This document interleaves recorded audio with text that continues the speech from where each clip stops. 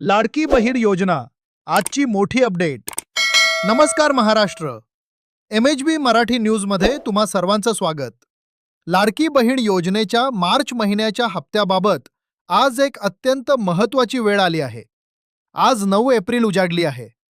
तरीही GR बाबत काय स्थिती आहे, हप्ता नक्की कधी येणार, हे आपण या व्हिडिओत सविस्तर पाहणार आहोत.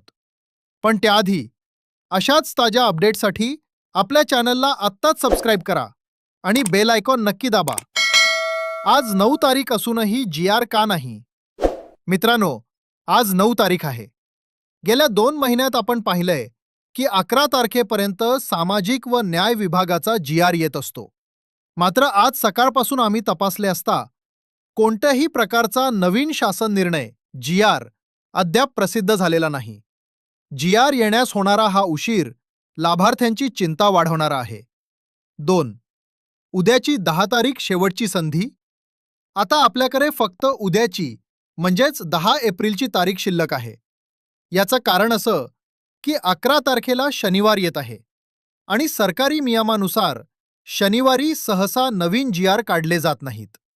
जर उद्या 10 तारखेला संध्याकाळपर्यंत GR आला नाही तर मात्र 11 एप्रिलपर्यंत हप्ता वितरणाची शक्यता पूर्णपणे मावळणार आहे.